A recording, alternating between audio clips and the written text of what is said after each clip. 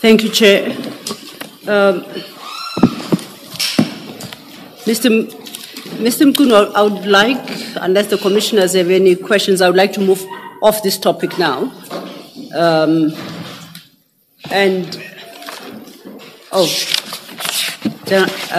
Commissioner Khumalo. Good afternoon, Minister. Good afternoon. In paragraph 31 of your statement, you say no further extensions were granted after 2022. And then you say that's one of the reasons why you believe that expenditure on the PKTT is irregular. Please turn to SM7 on page 258. 258.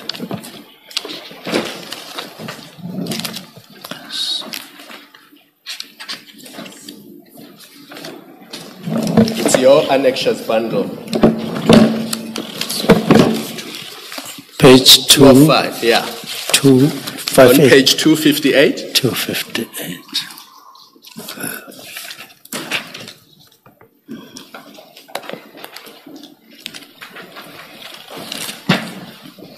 This is not this one. I thought it was that one. Some 7.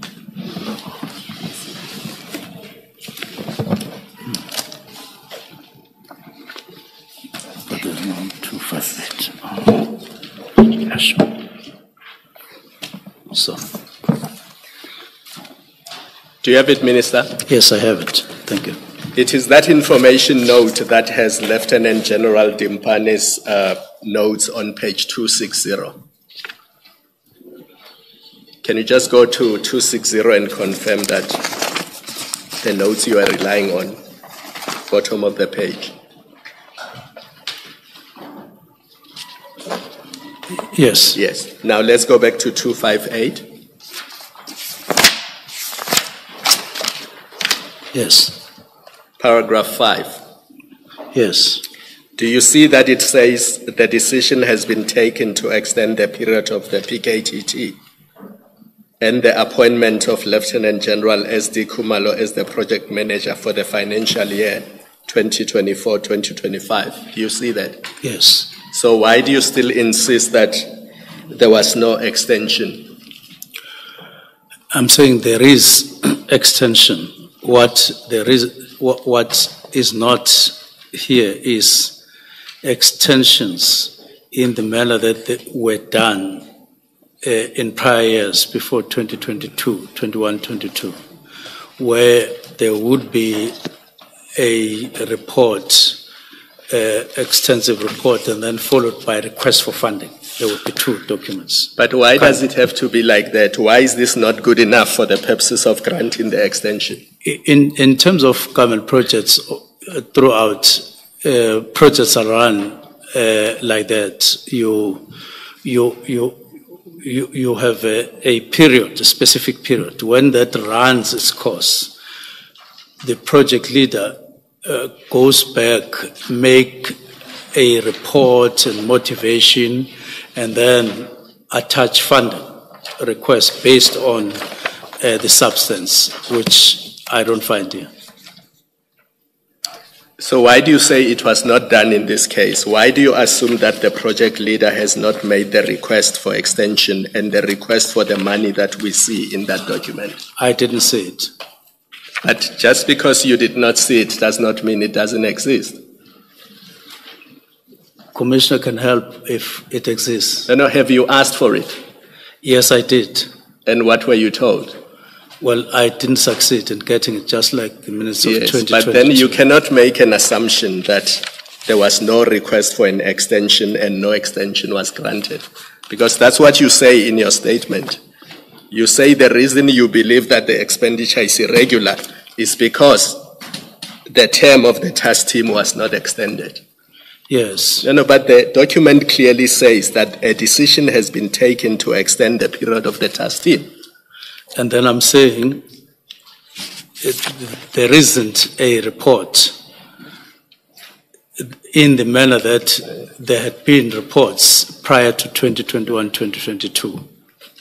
I've not been able to find it. Maybe if you had asked for a briefing, you would have got that report, Minister. Let's move on then. As Minister of Police, you would have received the annual report for the SAPS, correct?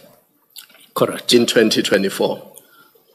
Correct. And the one that I have seen is dated 28 August 2024, and it is presented to you by the Accounting Officer, General Masemola, and it is addressed to you. Are you familiar with the annual report for SAPS?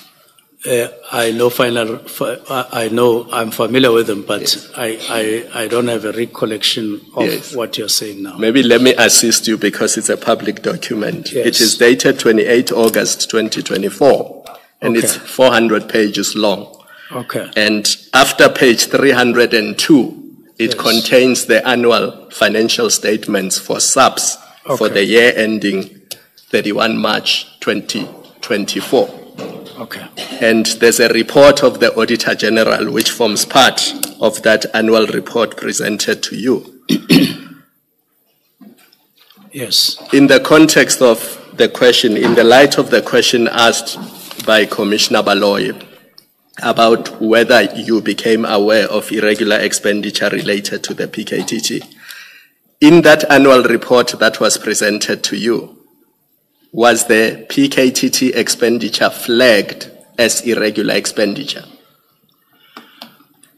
No, I don't think so, because I don't think they go to those details to say this particular task team has overspent or spent irregularly. They just deal with the books of the department and say there's irregular expenditure. And I think they do it in all departments, unless they were asked specifically to audit PKTT, which I don't think is the case. So in that report, it was not flagged as an irregular expense. What would have been flagged is just irregular expenditure, not in relation to PKTT. So there's no reference to PKTT and irregular expenditure. My recollection of what I've seen, it goes like that. Yes. Now, if anybody had said to you that expenditure by the PKTT is irregular, would you not have to go to the auditors and the CFO and verify with them whether that is so? Not necessarily, because when I assumed office, I started working not to come to the commission. I was just working. So this just comes because of problems. So when you work, even when you collect documents, as I said, I made efforts to intensify my understanding. It was not because one day you will come to the commission and so on. So I didn't see the reason to go to a CFO at that time, because there was no specific problem that had arisen. And finally, Minister, just to confirm, the irregular expenditure issue was not one of the reasons you took into account when you drafted the letter on 31st December 2024? It basically was allocation, the way we allocate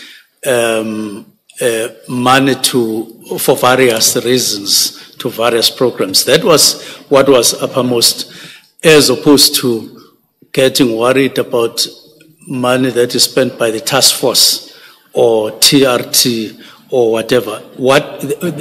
To a point where one of the things we discussed a little bit more was personnel expenditure vis-a-vis other expenditures after personnel expenditure, and we rated it very high and said something needs to be done, because one day we won't be able to buy cars and so on if personnel expenditure climbs to beyond 81%, if I'm not mistaken, as it was. So that's our discussion. Thank you. Minister, that document, I'm doing a follow-up on my follow-up. It's your document. I just want us to confirm that, in fact, it is as defective, because it's the basis on which you say the expenditure is irregular in terms of the PFMA. And and you list in your paragraph 112 of the statement you indicate what are the defects or the shortcomings. You compare for previous periods. You say the former requests, that's for the past, Yes. are specific and detailed in their purpose, background, operational approach, composition relating to the task team in question, and estimated expenditure as reflected. And then to demonstrate that statement, you refer to SM17 as past, right? You say SM17 is the previous requests. And then you say you compare it with SM18. You say SM18 is different. It's the one that lacks detail. And how you say it in paragraph 112, you say, on the other hand, the latter requests for financial approval without a concurrent request for extension submitted post-2022 are simply requests for financial authority without the required in-depth analysis justifying the requested finances. Now, if you look at the document you were discussing with Commissioner Khumalo, it's exactly SM18. It's exactly the same document is SM18.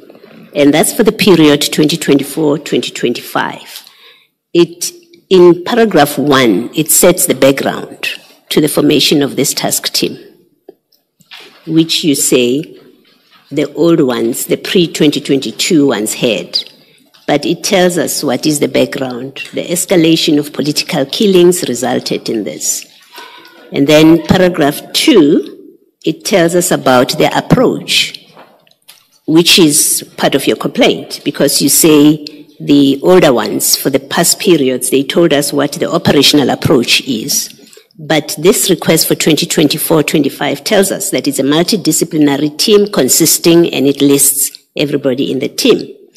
And then in paragraph 3, it tells the strategy. It says this is the strategy implemented, analysis-led and prosecution-driven organized crime investigation approach. So it explains. So it seems to me that answers your operational approach. So it's not lacking in that regard.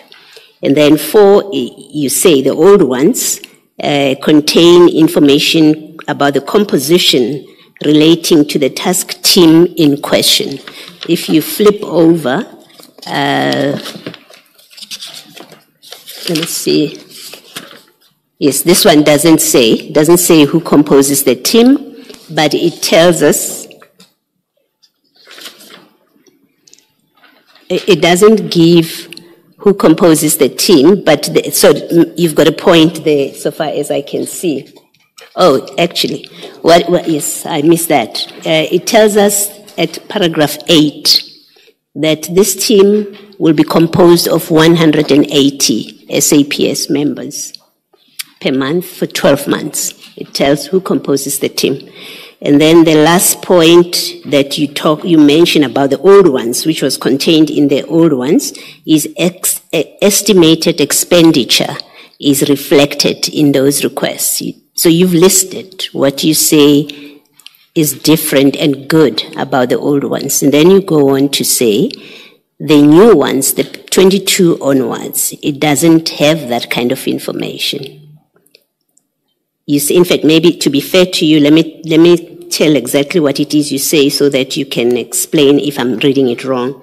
You say, on the other hand, the later requests are simply requests for financial authority without the required in-depth analysis justifying the requested finances.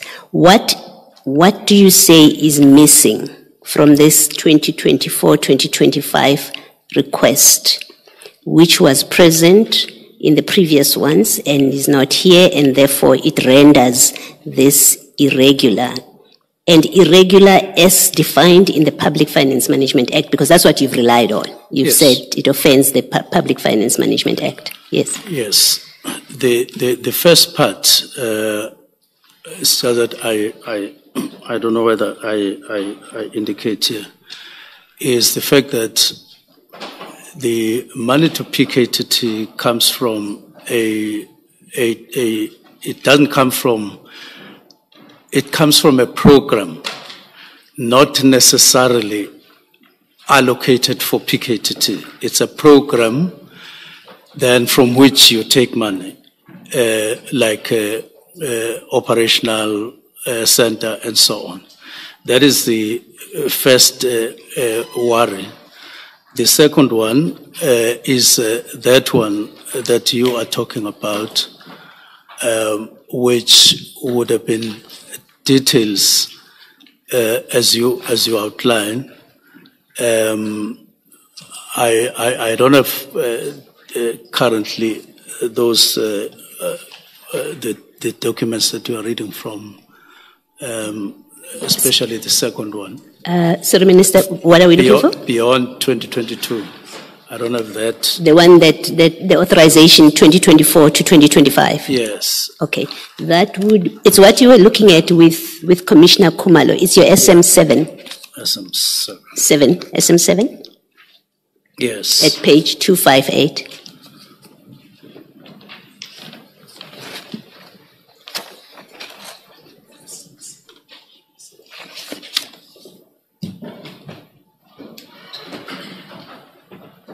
No, I see that. Well, I see what you're talking about now. Yes. What perhaps I say in the paragraph, I think in my statement I'm talking about the extent of detail, if I'm not mistaken. Yes, you say it lacks the required depth analysis justifying the requested finances. That's how you put it in the statement. Yes.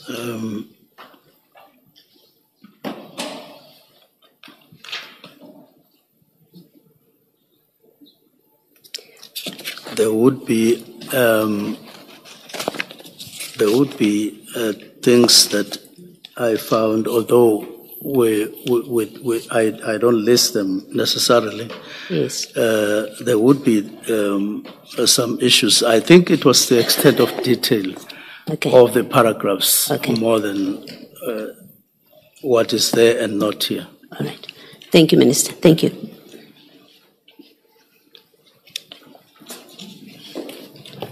Ms. Silla, it's back to you. Thank you, Commissioner. Minister, I'd suggested we move to a final point. No, not a final point, really.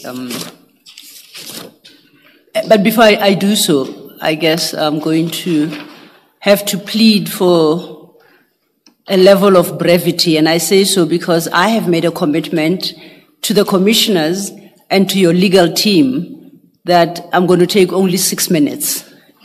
So I request, to the extent that it is possible, you assist me if you are able to, for me to keep my promise. The issue I just want to touch on is what's on your fifth reason at page 58 of your statement.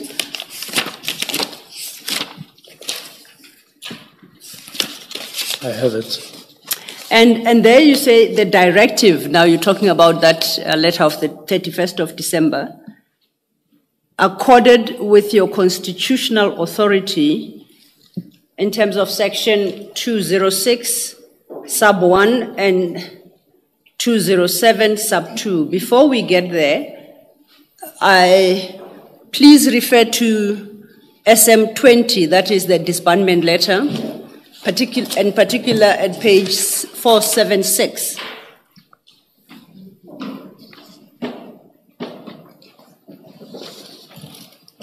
I have the letter.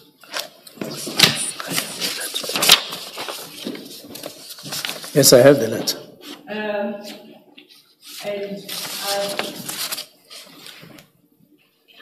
You have set out three directives. You've set out 3 directives in this letter. I want to deal with the first, the filling of posts in the intelligence division. And your directive in that regard is as follows: all processes to fill vacant posts in the division should be halted immediately. This applies to all posts in provinces, including those of provincial heads of intelligence that are currently vacant. It also applies to all posts currently vacant at head office. This should be the position until substantive discussions between the Minister and the National Commissioner take place sometime early this year. My question in regard to that particular directive is, does this not speak to matters of capacitating, recruitment, personnel deployment within SAPS? This particular point, does it not speak to those issues? Whether crime intelligence or any other division. But we are now in the arena of recruitment into the service and capacitating the service. Would you agree with me? But we are not dealing with it. It's just a directive to say hold, and then we have a discussion.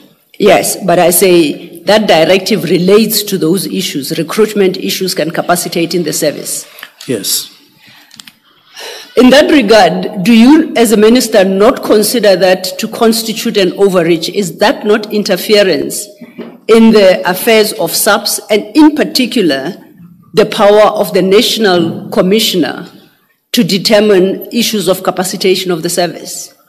No, I wasn't necessarily dealing with capacitating. I was raising a global issue. And maybe let me elaborate. The issue here was, one, the concern that I had on the core mandates of crime intelligence. And we wanted to discuss these matters before we adopt the new strategic plan with the National Commissioner, so that we say, as you start processes of recruitment yourself and all of that, please let's be sensitive to positioning or correct positioning of crime intelligence with regard to core business. And we had those discussions via the strategic plan, and we completed that, and I don't consider that as interference, especially in a situation where you wanted to share concerns of a broader nature in line with your powers to direct, your powers to engage the National Commissioner on issues of concern. So it wasn't to say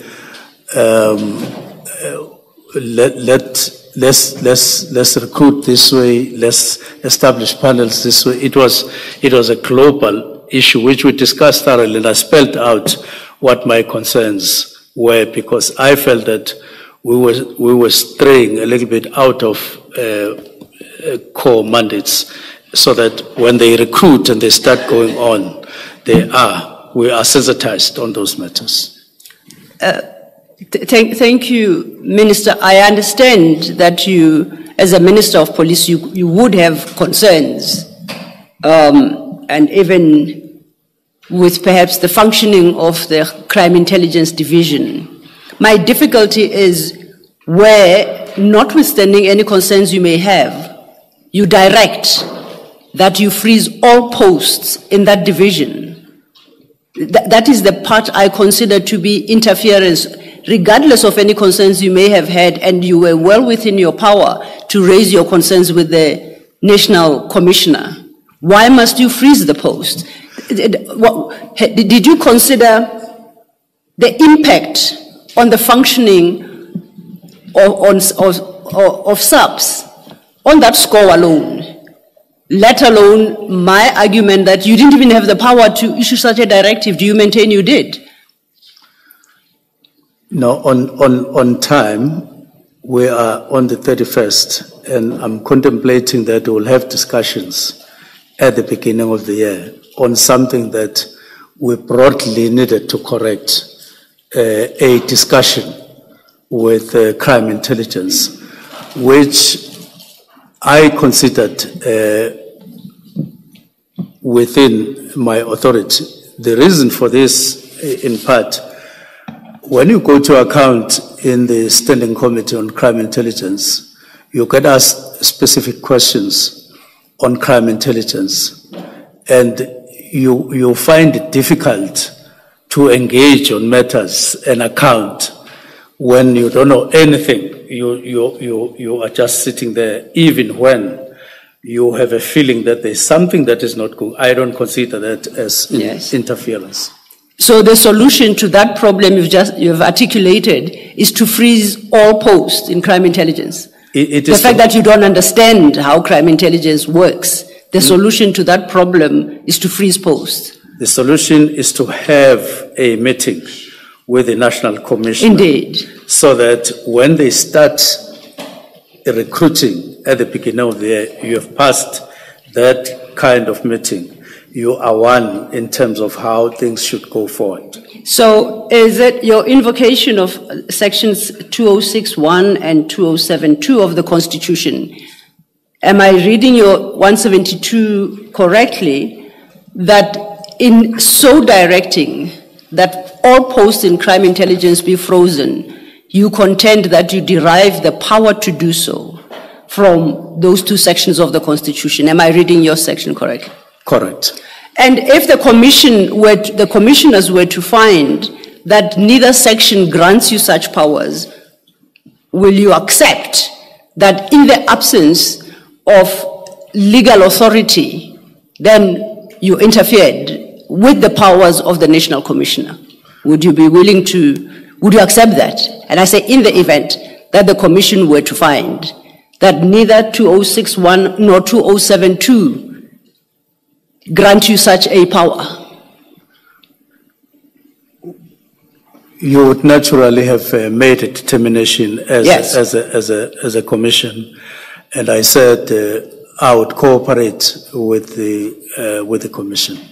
The reading of either section, particularly 2072, doesn't, at least for me, lead to a conclusion that that section grants you that power. I'll see if I can project it on the screen, and perhaps you may help me to read it to find out what in section 207 gives you the power to interfere with the recruitment and capacitating of the service.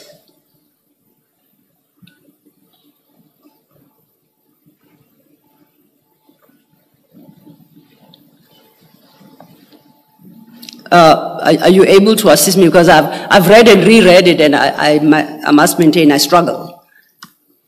So perhaps I may potentially be misreading the section. 2072. Yes.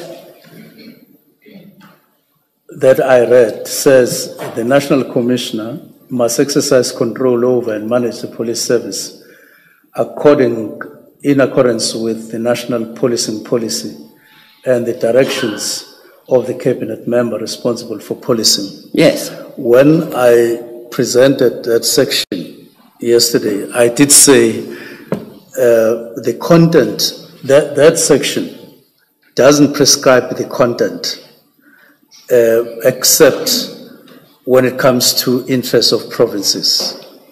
Now, when you see something in policing that is sitting badly or shaping badly, you use that directive 207, the one that you were 207 sub 2, yes. Yes, subsection 2.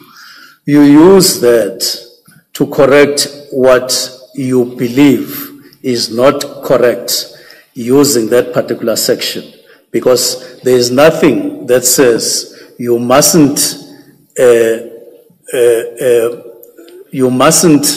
engage the National Commissioner to correct something which he will then operationalize.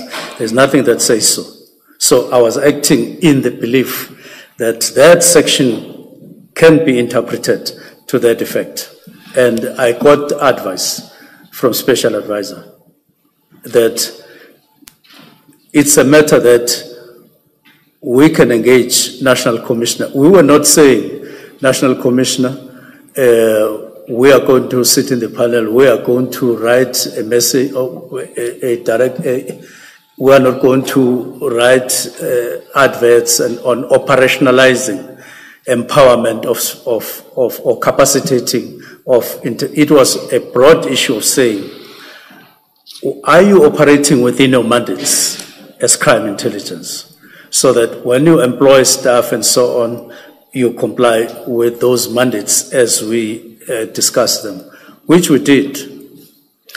So from your answer, I draw two conclusions. Firstly, that it was a question as to whether or not crime intelligence is operating within its mandate.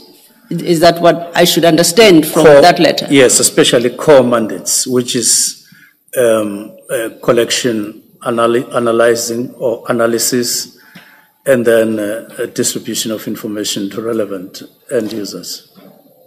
Then I struggle with linking recruitment to a failure to comply with core mandate. What does recruitment have to do with that particular concern?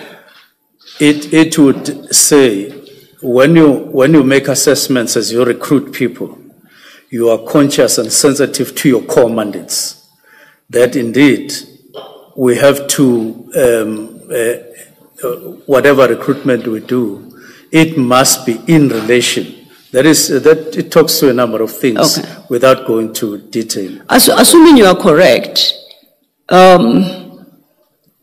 what about the exercise of the core mandate of crime intelligence did you have concern about? One of them was to say, we have identified, when we engaged with crime intelligence, we said one of the areas of concern is that Ministry has identified a number of priorities flowing from the national priorities, and we listed them.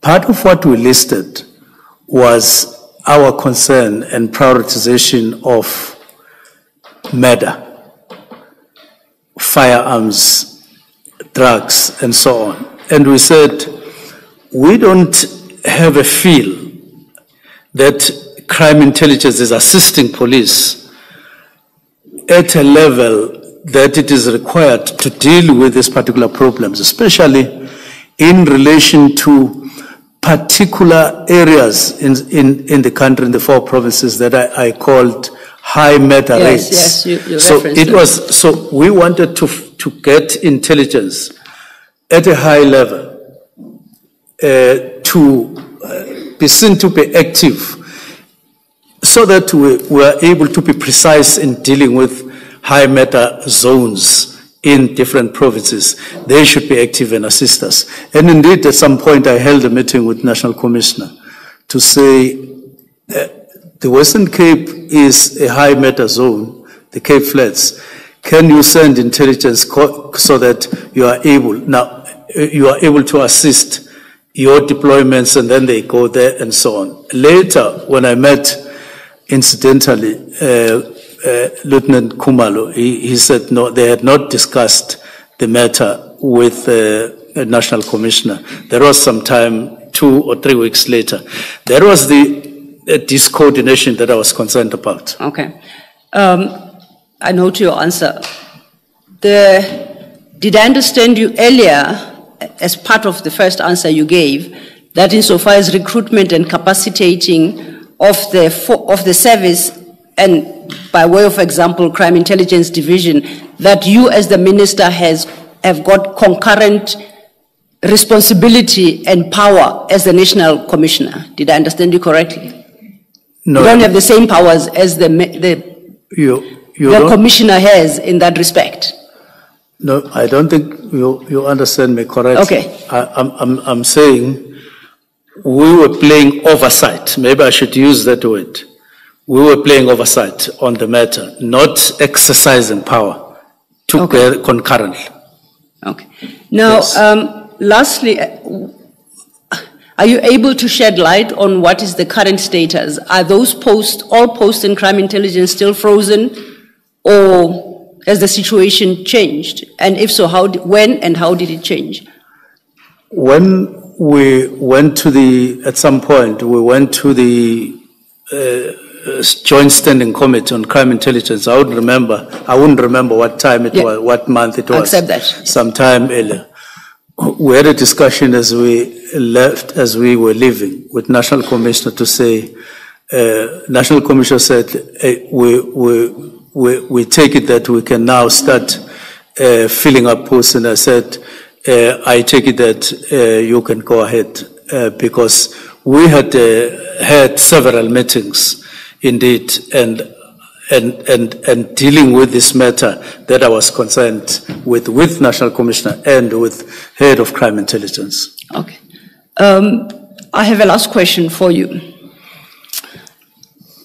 Before you issued this directive, this particular one, this very particular, your SM20, your letter of the 31st of October, did you confer with the President December 2024? Sorry. Thank you, Commissioner.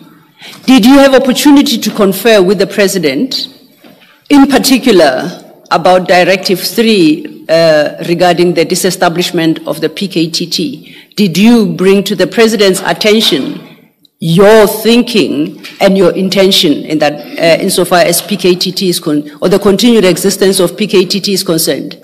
Not before. No, but it was before. only after. Oh, how long after the 31st of December did you have that engagement? I think it must have been the 23rd, if not the 13th, one of the two dates of January. Of January. Yes.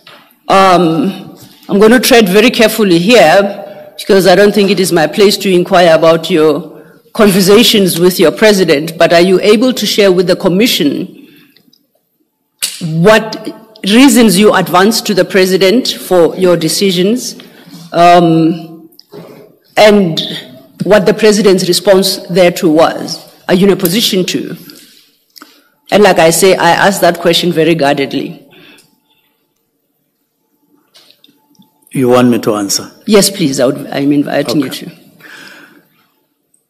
When we had the meeting, whether the 13th or the 23rd, I wasn't going there to make a presentation.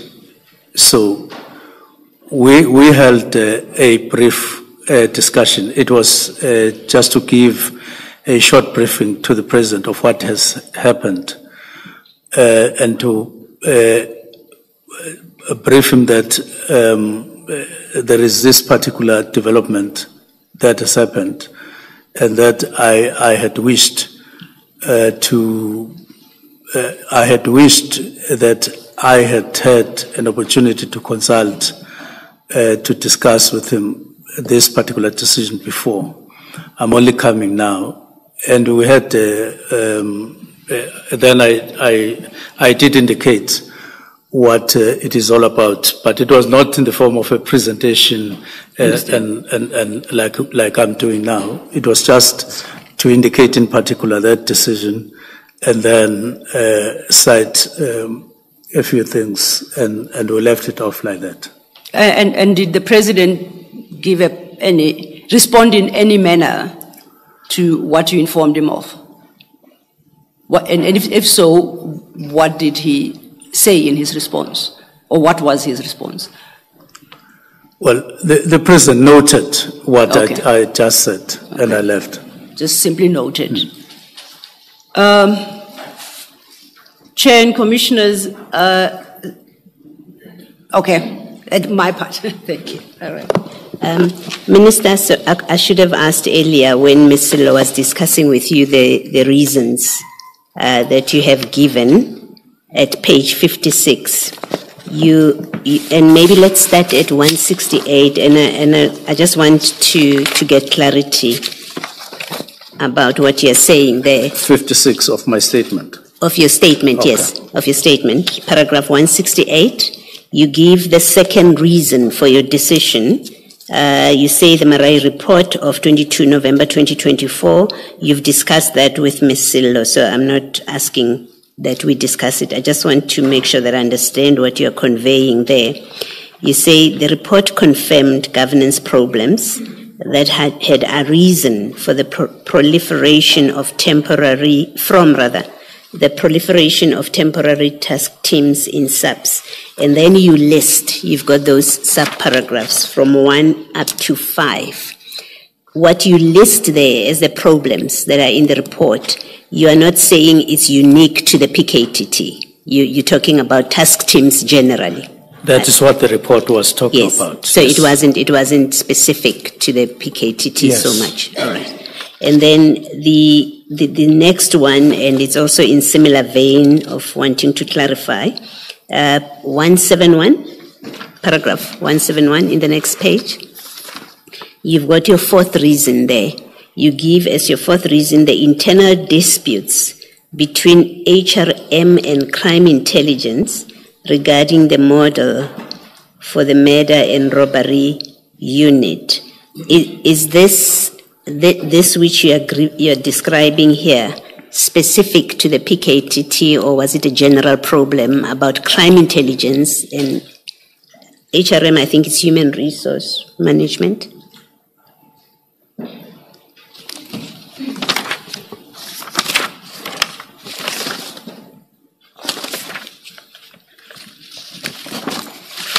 I take it that it may have arisen as a particular problem between the two units, but I don't think it would have been confined only. Yeah. Because I know that at some point we discussed some issues between HRM and DPCI. Yes. So it would be elsewhere as well. Okay, so it wasn't, in fact, you do say towards the end of that paragraph, still at 171, in the last two lines, there's a sentence that starts, the National Commissioner's briefing demonstrated alignment within SAP's leadership on the path forward and confirmed that interim structures, including the NPKT, were to be migrated. So it looks like you were talking about a problem generally. Definitely. Not NPKTT necessarily. It would be. Okay, thank you very much, Minister. But not exclusive. Yes, no, that's what I meant, that you are not saying it's exclusive to the PKTT. Thank you.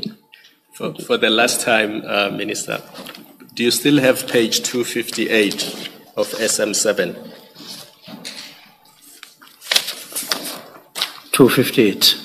Are you there? 258. Yes. Yes. Just look at bullet point 1 on page 259. 258 is where the note starts. So on 259, bullet 1. Bullet 1. Yes.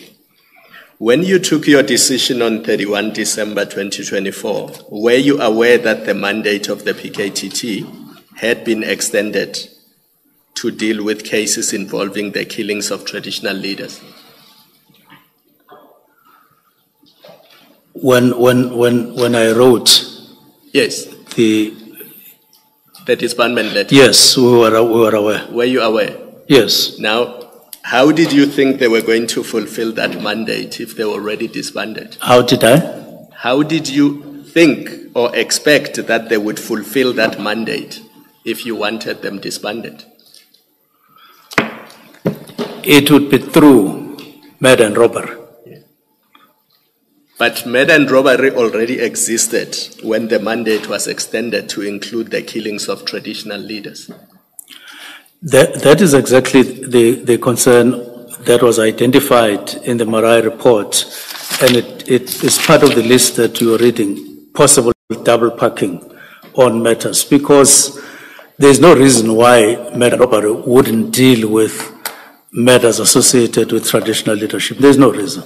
So if National Commissioner and his subordinates determine that it should be the PKTT that deals with the killings of traditional leaders, you say you can overrule them? and decide that it must be dealt with by murder and robbery? You know why and through what? You will go to Mpumalanga, there's no PKTT there.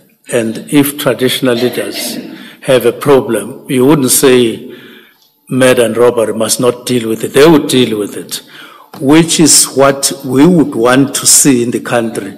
Murder and robbery dealing with all murders in a sustainable way. And this is what we were driving things towards, to make sure that whatever skill that gets developed is maintained, it's sustained, it is honed and sharpened all the time, as opposed to having a team and on a temporal basis. I don't think you are correct when you say if you go to Mpumalanga, there's no PKTT, because if you go to file 2 of 2, your exhibits bundle on page 253, that briefing to the last IMC meeting and the briefing note that Minister Kele at the time prepared, he says, the work of the task team extends beyond KZN borders. Its work has also been exemplary in the investigation and ultimate breakthrough of murders in the Fort Hare, in the Eastern Cape, where 8 people have been arrested and are before the courts. Next paragraph, the task team is also assisting in investigations in the Limpopo and Mpumalanga provinces. And as we know, in December 2024, 10 of those members were then sent to Gauteng to assist the GCIS ops. So they were operating in 5 provinces, not the KZN. Were you aware of that? Well, I wasn't aware of Mpumalanga. I was just making an example. No, I thought you said they are not in Mpumalanga. That's why I was correcting you. I was making an example that if Amakosi die there and there's no PKTT, you would expect that murder and robbery would deal with those matters in the context that we're discussing. I've just shown you that they assisted in those provinces. So what do you say now? Now, I want to say I acknowledge what you're saying, that they went there to assist. It could be any number, but I'm insisting that the ideal position is not to do that. The ideal situation is for capacity to be built in Mpumalanga, capacity to be built in Limpopo, and so on. And they deal with the matters as per structure that we have. And the reason they came to assist in Gauteng was precisely because the resources in Gauteng did not have the same capacity that PKTT had. That's why some of the PKTT members were seconded to the teams in Gauteng to assist in the investigation of certain matters. Now, we seem to be talking a little bit parallel. This is not to say when there is an issue or there was an issue that they identified you couldn't take PKTT to go and assist, just like you take TRT or you take national intervention. This is not to say so. If those happened, it doesn't necessarily mean that. It may mean that it was a project in and out or for the time being. I'm not sure whether the examples you're making in relation to Limpopo and Mpumalanga means that there is PKTT in the form that it is in KZN. I suspect that you are talking about taking members in KZN to go and assist or reinforce, which you could have done even with any other combative unit. So that existence is not the same as you are talking. And lastly, Minister, sorry yes. to interrupt you. Are you finished? I interrupted you. Are you finished? Yes, I'm done. Sorry about that. Lastly, is there anything in the Murray report that says once you've established the murder and robbery unit, you cannot establish task teams, or the task teams that already exist cannot continue to exist? The whole concept of establishing specialized units right from the beginning was to build capacity. In other words, was to bring capability within SAPS. And in writing, it is indicated in a number of instances that once you have murder and robbery, even in the documents, the 22nd January, that was preliminary report, National Commissioner indicates exactly that it would be absorbed. It would be absorbed. So it is in the concept, and it has been the understanding over time that you won't have them parallel. But even when you have those specialized units, if a problem that is seen to be above any existing capacity of specialized units, you would necessarily deploy combative units that you pick up from anywhere. So a task team can operate side by side with the murder and robbery unit? In the form that we were talking about in the Eastern Cape, reinforcing, not really sitting there for a period like you are relying on a temporal structure as SAPS for an extended period. They would go there, reinforce, and then come back. That is the understanding. That's the operational understanding from where I sit, that we wish to get to that level of working. Have something that is stable and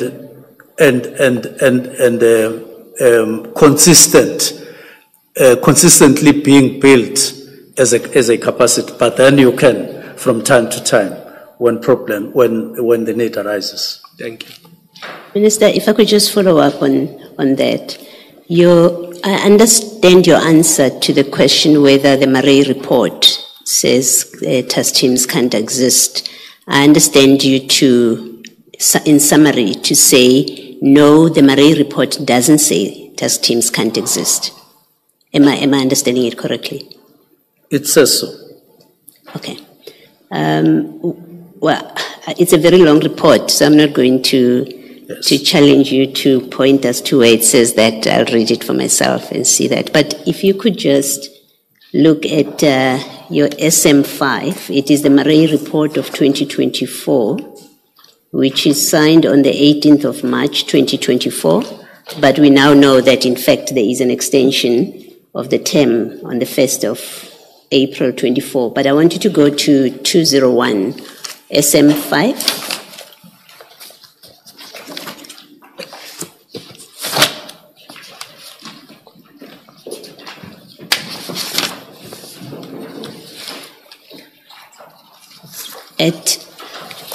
So what you've got there, you have a long list of recommendations from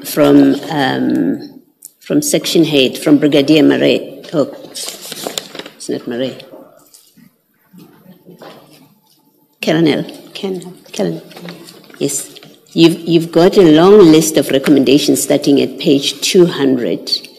And then when you turn to page 201, where it concerns task teams, you see at paragraph 8.9, he says, no task team be established without written and approved documentation from the provincial commissioner indicating the start date and estimated end date, as well as dates for impact analysis on a quarterly basis to measure the feasibility of continuation of such teams.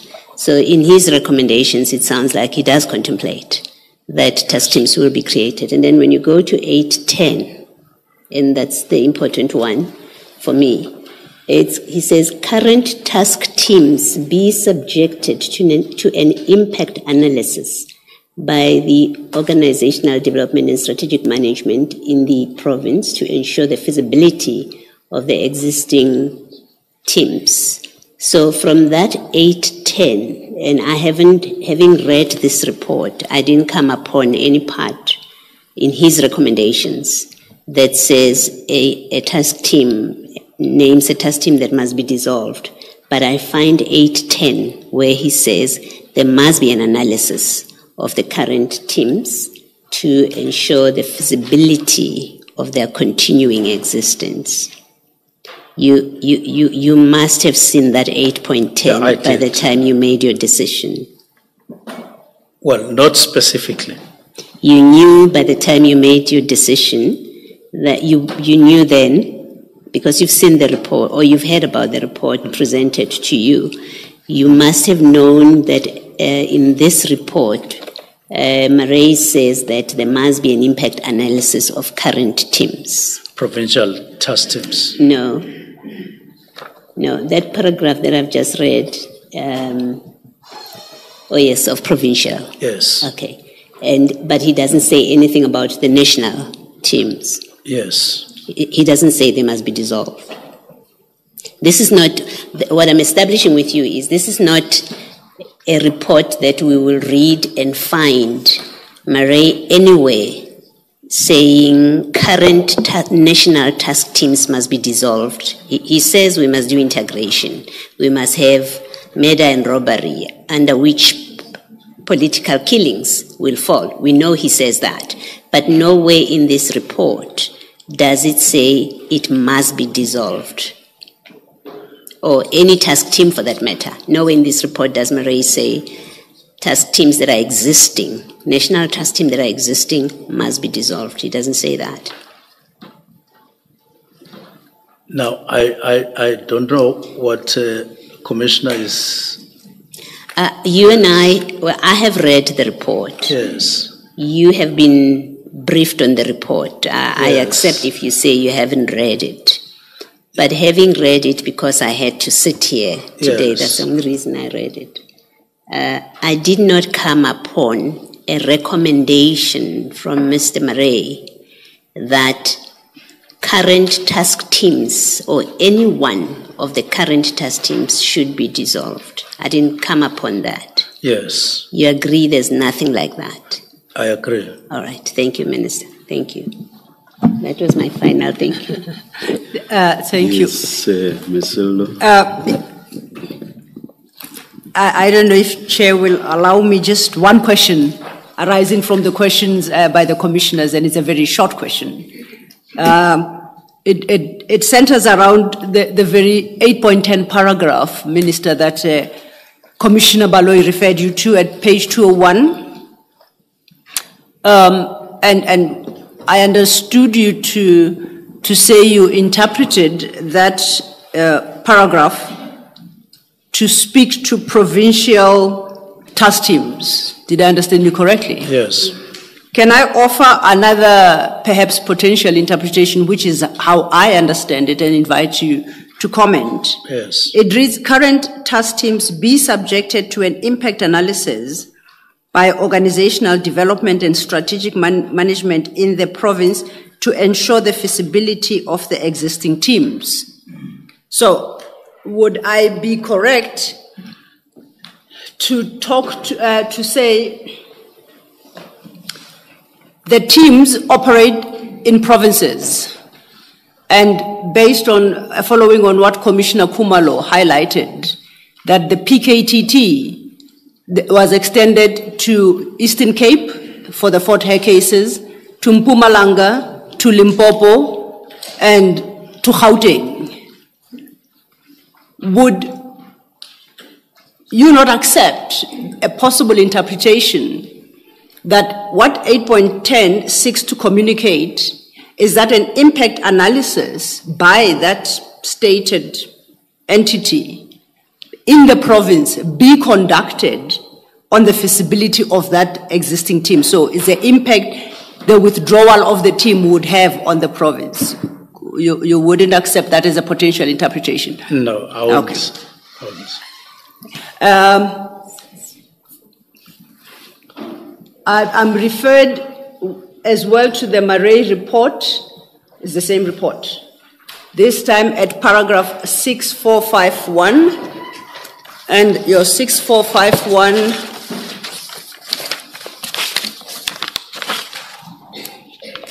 would be at page 191 of the same file. Thank you.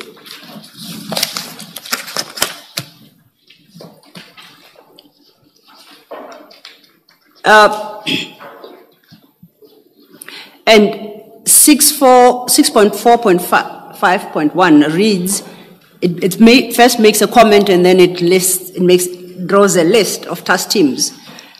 The task teams that are not monitored run rampant for years without determining or accounting for the gap left where the members were taken from, mostly at station level. So that's the first comment made. Then it lists the task teams found operating in provinces and lists a whole number of them.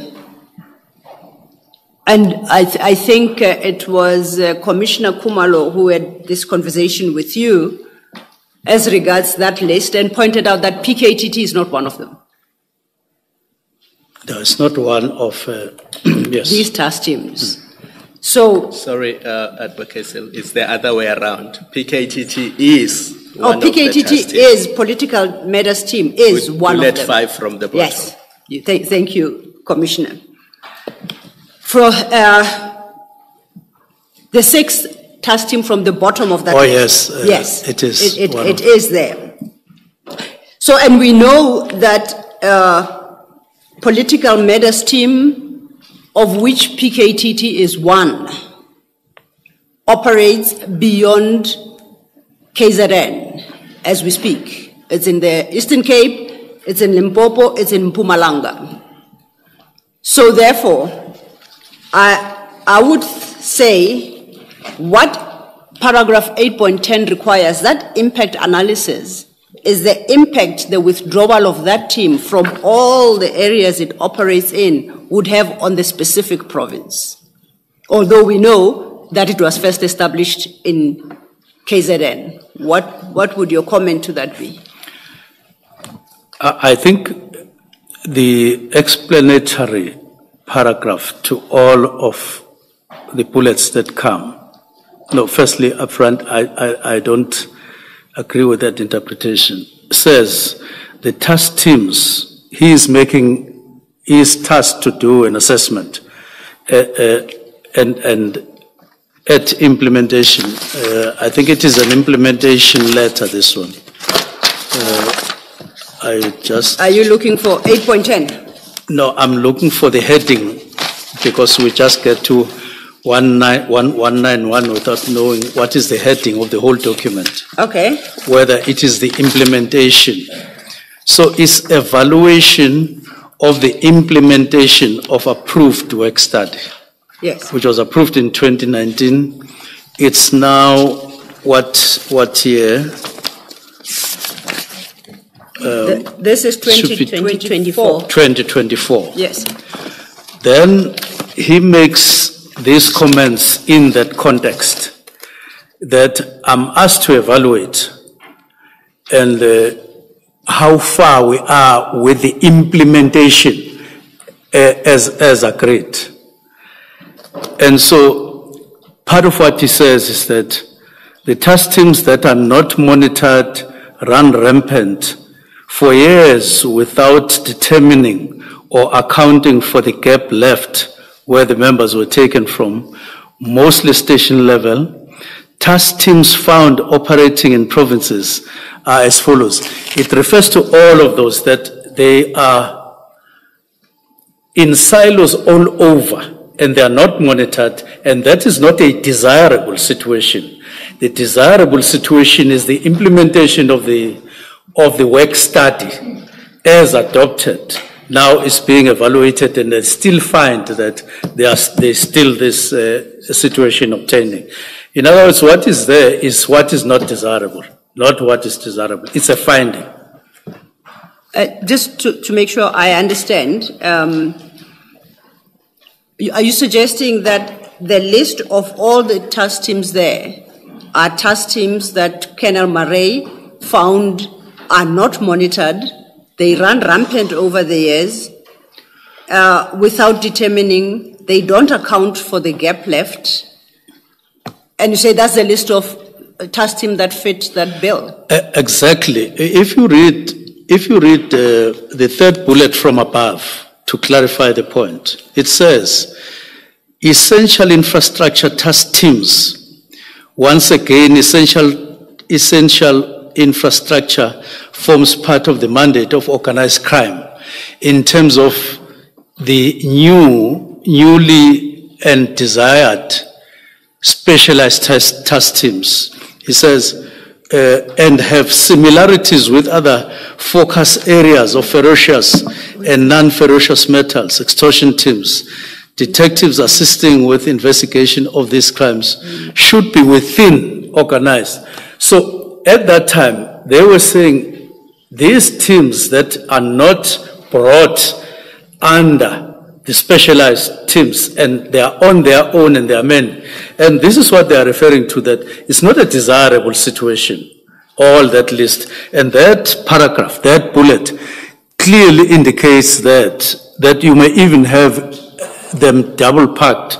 You have essential infrastructure, which is actually called, there's another task team called ferocious and non-ferrous metals extortion teams. So you have all these teams. Now they want to put them together under murder and robbery or under organized crime and so on.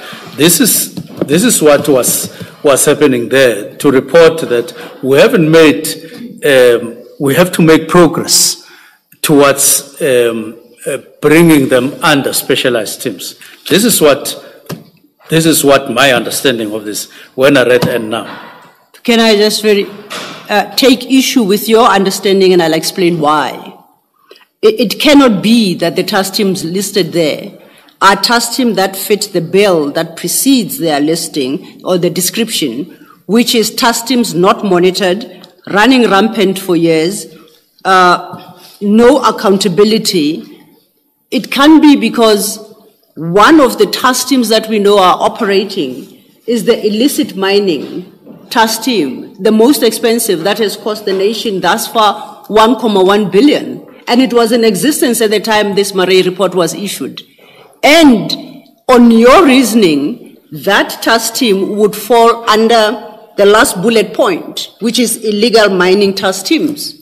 So are you suggesting that the illicit mining, currently illicit mining task team is not monitored, is running rampant, has been doing so for years, and is not accountable? Is that your suggestion?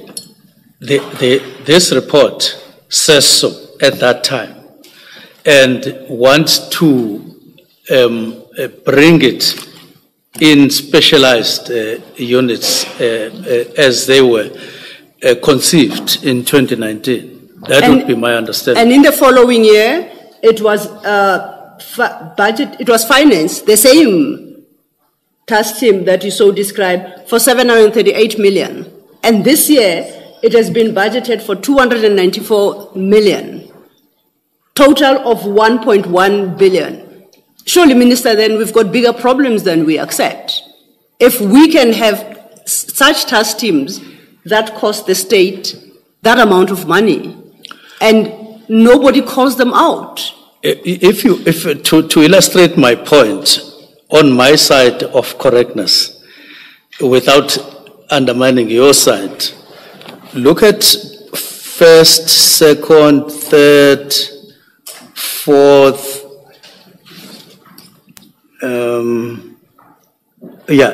first, second, third, and fourth bullet from below. From below. Where you talk about knockout team concentrating on illicit mining. You see that, Tim? I see that, yes. Then you see at the end, the last bullet, illegal mining task teams. Yes, I see that. So this is what is found, according to the report, which is not desirable. They want to put it together in a way that depicts the concept of specialized task teams in 2019. This is one example, because clearly there in those bullets, you are talking about different teams but doing the same thing, which illustrates an undesirable situation. Thank you, Minister. I won't take it any further. Chair. Can I, Minister? Minister? Yes. I thought what Ms. Silla was seeking to demonstrate to you was that paragraph 8.10 that you and I discussed earlier, in fact, applies 8.10. You'll find it at 201. We looked at earlier. 201, yes, yeah. yes. It says current task teams be subjected to impact analysis in the province to ensure the feasibility of the existing teams.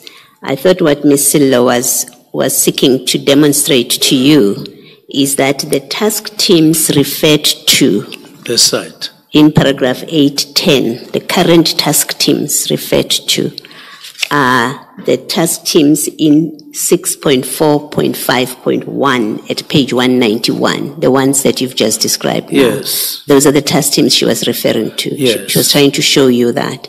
And they're all national task teams, as far as we have understood? No. They are provincial in 810. It's written. No, the political matters team is not provincial, Minister. It's a national team. You've told us that. You call it the political killings task team. Narcotics task team. You've got that. You've got the anti-gang task team. You can correct us or me if they are provincial, because you know better than I do. But you've got the cash in transit and ATM bombing task teams. So you've got national teams. At least we know the political killings task team is a national task team. Which may not necessarily be the same as political matters team. Do you know of another team other than that deals with political killings? Do you know? Because we have only heard in this commission about the PKTT. Which is a national. Yes. Do you know that there's another team which is the political killings team? Political matters team, that's the word used here. I know them in the form that they were now redesigned as sub-units, which we said in terms of the specialized teams, you have serious and violent crimes. And then as a component, below that there's a section called murder and robbery. Below that there are subunits. One of those subunits is called political matters team. Okay. It is at provincial level. Yes. It is at a national level in one form or the other, but it's a subunit. Okay. So I suppose that when they established them or called for their establishment, now in 2024, Marai goes there yes. to establish the extent of implementation of all of them.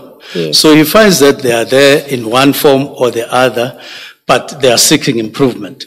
That would be my reading of what is happening here. So are you saying that Marai, where he discusses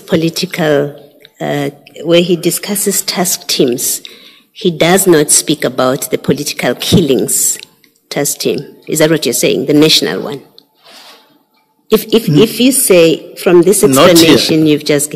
Yes, so you're saying in this list, maybe let's take a step back. The list says task team that are not monitored run rampant for years without determining or accounting for the gap left. And then full stop. Then it says task team found operating in provinces. Yes. As follows. They operate in provinces, not established. He speaks about task teams operating in provinces. Yes, we are wondering.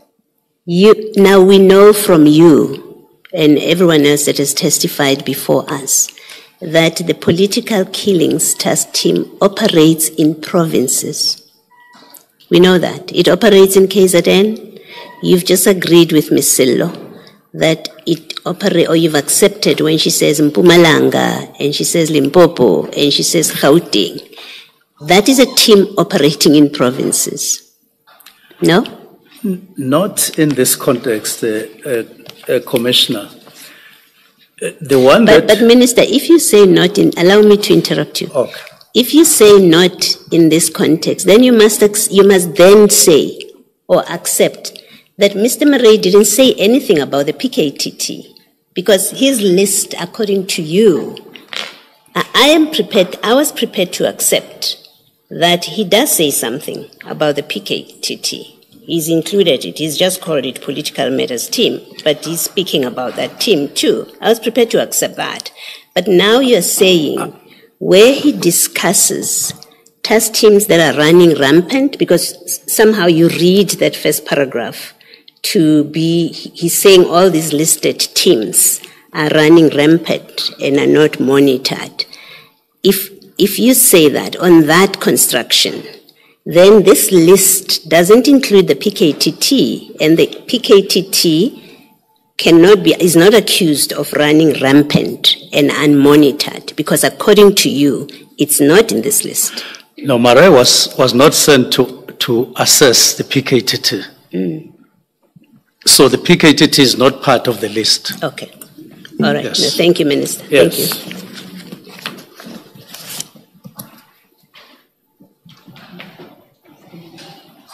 Thank you, Chair. I've concluded. That was the testimony of Minister Mchunu at this stage of the inquiry. Thank you.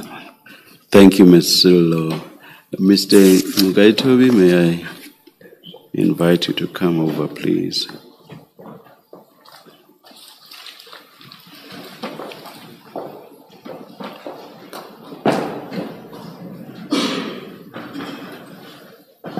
Thank you, Chair. Chair, I know there are pressures of time, but I wonder if I can have 15 minutes to consult. Not from my side anymore. Oh, not anymore. Could I have 30 minutes then? Yes.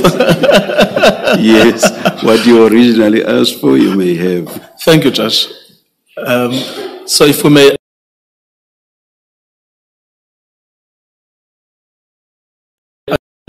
Indeed. Thank you.